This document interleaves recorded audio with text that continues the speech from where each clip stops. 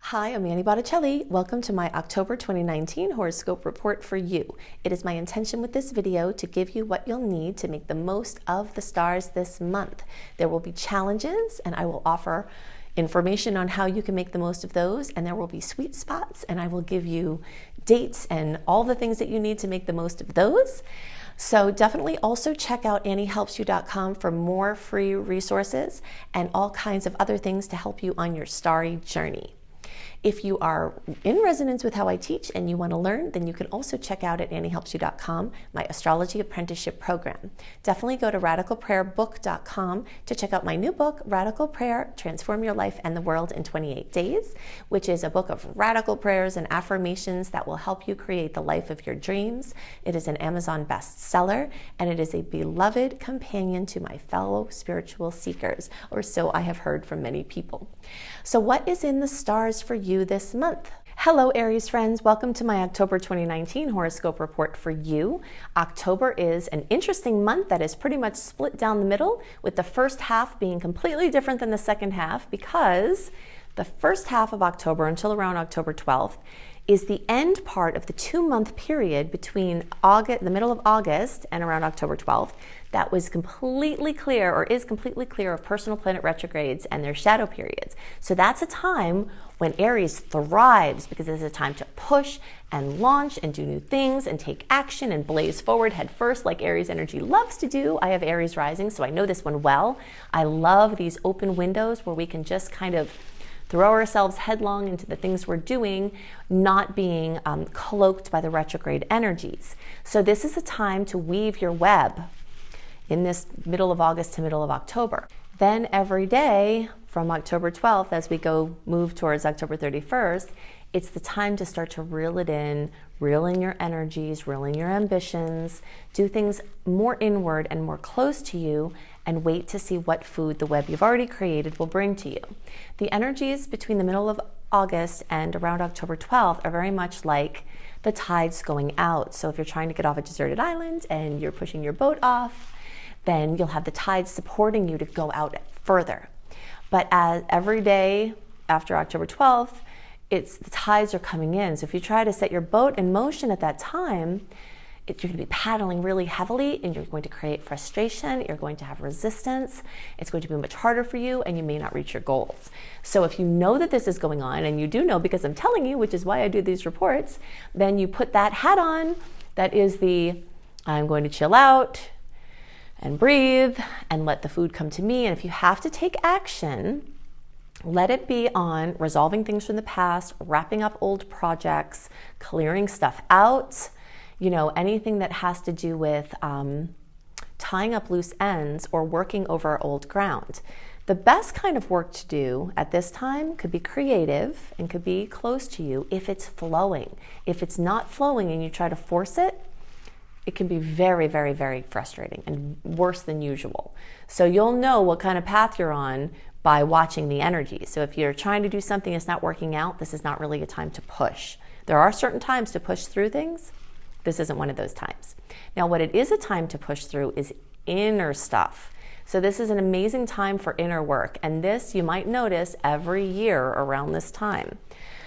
When the planets start to get into Scorpio, they start to crowd in your 8th house. They're in the sign of Scorpio and get into the house of Scorpio, which means your inner world, your emotional world, your psychology is lit up like crazy. This is a time when relationships can tend to be more transformational. You may have more conflicts. Before I understood astrology, I noticed that I tended to have breakups, like big breakups, in that time. And I was like, what? Why does it always seem like around that time there's something important like that happens? And now that I understand astrology, I know that as we have our deep relationship sector, unresolved issues come up, and those unresolved issues can either make relationships stronger, bring them closer together, bond relationships, or they can break them up, because the intensity of the reflections in our relationships just get so strong. But it's really important to remember at this time that your key to happiness in relationship is actually inside of you. And it's very easy to blame somebody else and say, well, they're doing this, therefore they're the problem. And in some cases, yeah, maybe just be time to move along. But What really wants to happen at this time is for you to go in deep and to figure out why you keep having patterns within relationship that are the same. Why does it seem like people tend to betray you, or people tend to take advantage of you, or people tend to not show up and do their fair share, or whatever your storyline is? Why does that seem to keep happening? This is the time to do the psychological and spiritual work and emotional work to change those patterns. So those are the kind of things that really want attention more than your ambitions and trying to push stuff out and make all these plans and do all this stuff. Your inner world really needs to take precedence. So there are going to be lots of surprises this month, some welcome, some not. There are going to be lots of challenges, but those challenges can help you break out of the matrix that you're in, which can help you to soar even further and higher after you take care of this inner work. So I want to go into lots more details for Aries, specifically about what areas of life are going to be lit up, what kind of themes, what storylines, what you can do with the energies. In order to do that, I have to show you the charts. So I'm going to drop the charts in and show you more details about what you can expect this month. And I'll also show you the why things may happen, not just the what. Okay, so many of the things I talk about will be true for all Aries placements, but there are going to be times when I split it up and show you some things that may be different depending on where you were born in the Aries spectrum. So the early degree Aries are basically our March born, or 0 to 9 degrees, middle around April 1st through 10th, or 10 to 19 degrees, and late around April 11th through the rest of the sign, or 20 to 29 degrees. And this report is for you whether you have Aries rising, Aries sun, Aries moon. The sun chart, the moon chart, the rising chart are all windows that we look out of in our experience that show us a more total picture of our, not the total picture, but a more complete picture of our astrological experience. Okay, so the first thing I want to do is just show you, I'm going to use the early degree chart, but I'm talking about all Aries placements unless I otherwise note. I want to just give you the visual of some of the things I talked about already. All right, so this has to do with, at first, okay, and I'll add some pieces here that I didn't mention. As the planets move through Libra, we talked about how the 7th and 8th houses are going to be accentuated. These are the two partnership houses. The energy of Libra and the energy of Scorpio are the partnership signs. And everything for Aries placements tends to be intensified because when planets move through a sign that means a certain energy, it's also moving through that house of the same energy. It's called a natural chart. So when planets are moving through Libra, they're affecting in one degree or another the 7th house, which is the Libra house. So everything is just kind of to the nth degree with Aries people, and anyone that knows anyone with prominent Aries placements would describe them as that way. I have Aries rising. I'm a middle degree Aries rising. So I get this not only professionally but also personally. So this started in September and continues into October as the planets move through Libra placements. They oppose the Aries placements. So Aries and Libra represent the me versus we spectrum. Okay, so me versus we, major theme, September, October into November. Establishing some things for yourself, figuring out things for yourself, but then also you within relationships, breakups, makeups, deepening, broadening, everything relationship based, but also your self-sufficiency is going to come up in a huge way, and that is going to cause major overstimulation.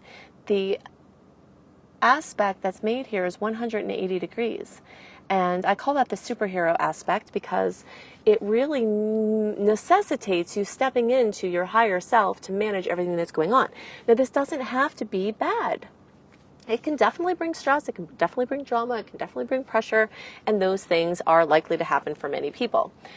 However, 180 degree angle on its own doesn't have to have that outcome only. It can just be that you have lots of stuff going on, which could be amazing. Your recognition, being noticed, being recognized, personal projects coming to fruition or moving ahead, while your relationship space, your partnerships, your friendships, your connections, your clients could also be needing lots of energy. And, you know, in many people's world, that's ideal, especially for Aries. We love to have stuff going on, right? We don't want to be bored ever. So we make sure we're not, but these aspects make sure that we're not going to be bored, because it could just mean that those areas of our lives are blowing up in a good way all at once, and we just are stretched to make it all work. Okay, so we've got overstimulation as a major theme. As the planets move into Scorpio, they're headed to and through that 8th house. So for early and middle degree placements, as these planets get into Scorpio, your 8th houses are also going to be aspected. Late degree placements, you have more of your Scorpio energy still in the 7th house. Okay, but since this is all partnership energy, the themes that we're talking about and the opportunities are still going to be very much the same for the late degree placements, just a little bit staggered and a little bit shifted in their location in the chart.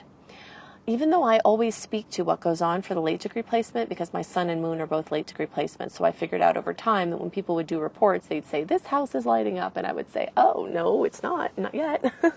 I've noticed that, you know, reports were kind of early for me. So they would be talking about certain houses being aspected and things going on. As a late degree placement, a lot of that stuff is staggered. So it's true, just not quite yet.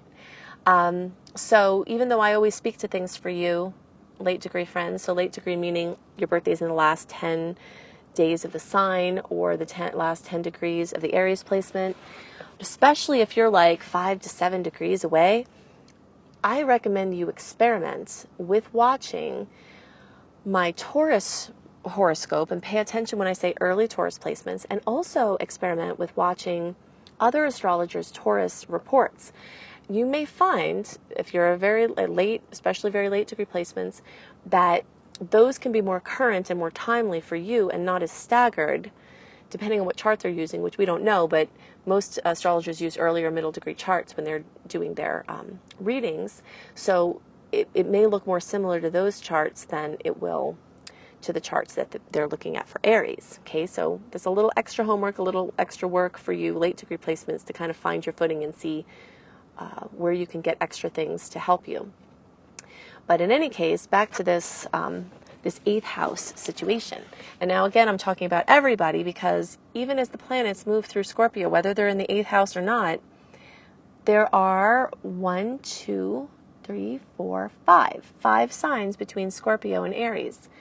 5 times 30, because there are 30 degrees in each sign, is 150. 150 degree angle is an awkward angle. So you'll notice, and I talked about this a little bit in the, you know, the little video before we put the charts up, that every year around this time you may notice that there's awkwardness. First of all, because the energies in emotional water energy does not flow well with fire.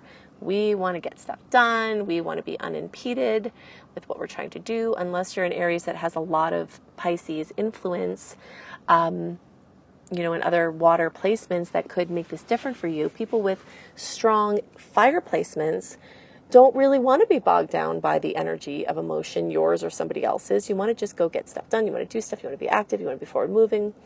And so this time of year really kind of forces the emotion, the relationships, the lesser seen realms, the deeper psychological patterning, into your face. It also can often bring up topics of birth, death, transformation, and rebirth.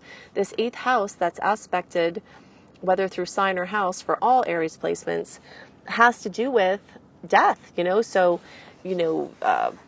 people passing away, or the idea of them passing away, or estate planning, or wills, inheritances, things like that can come into the forefront in a big way.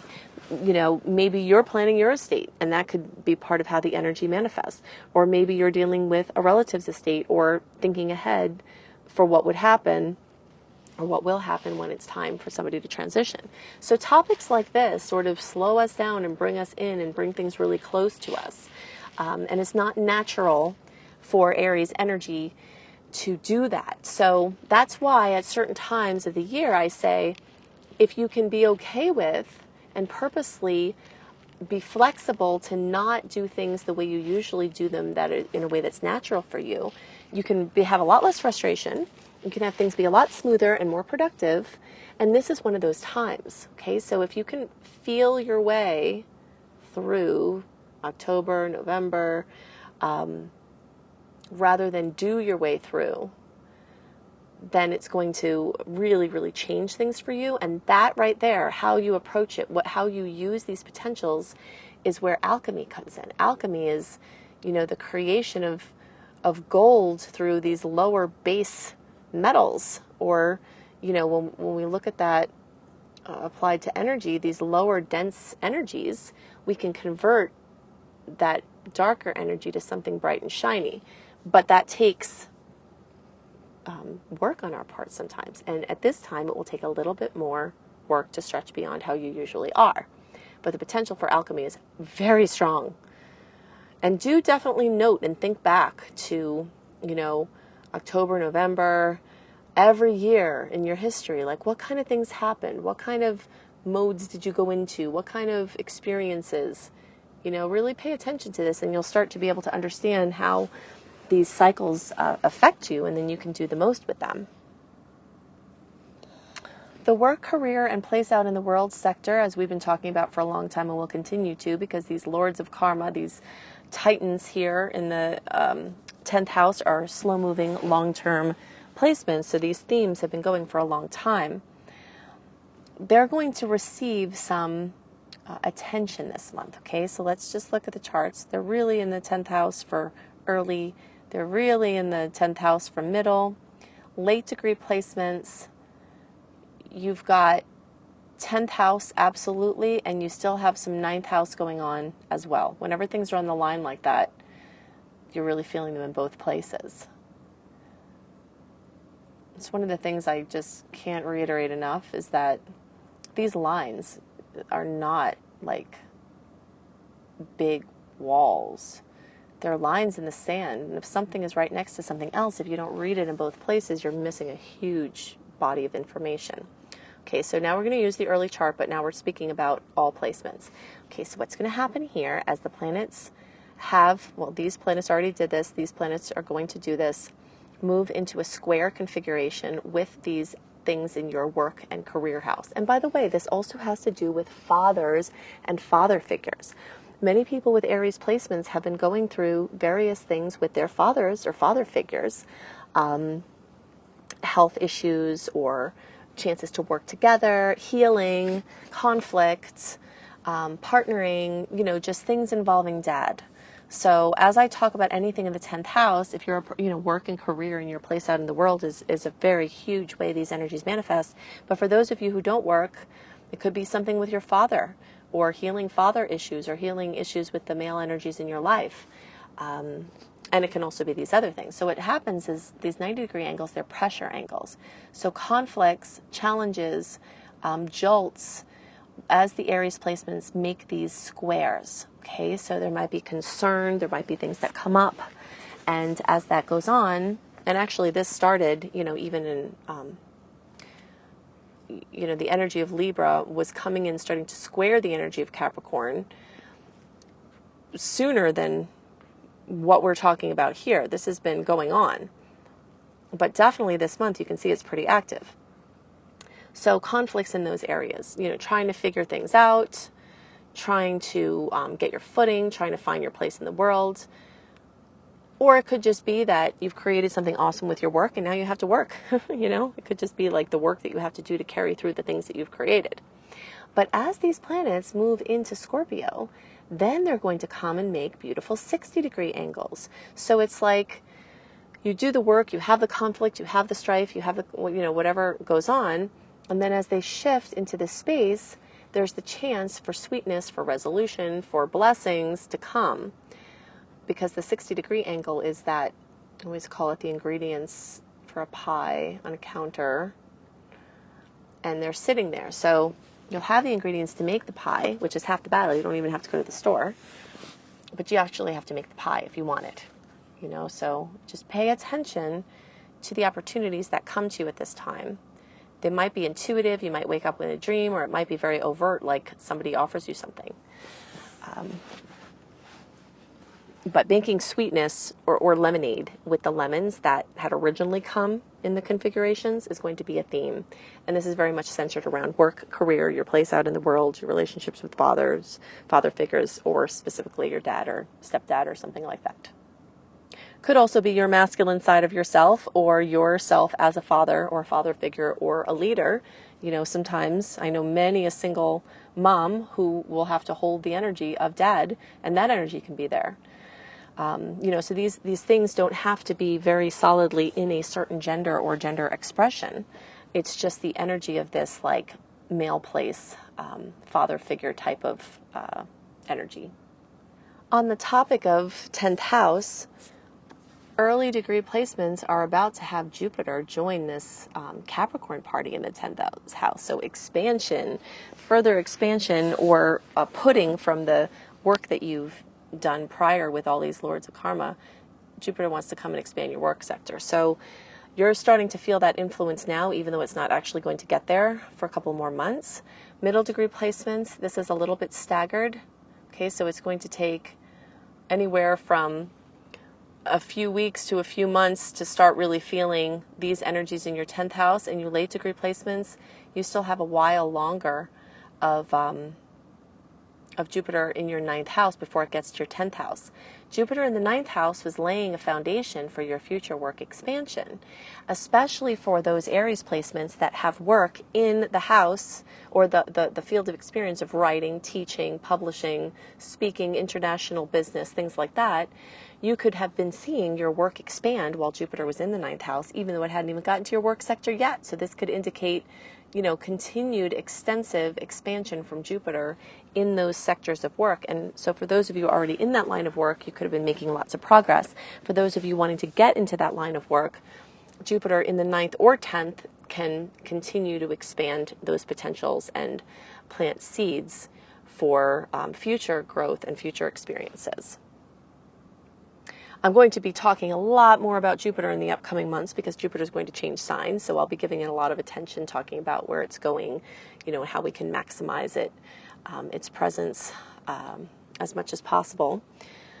But these are the things that are most on my mind for you for this month. If you'd like to have some more information on what October can bring, definitely check out my October 2019 Must Knows for All Signs video, because even though it's not specific to Aries, it is talking about general transits that will affect everyone.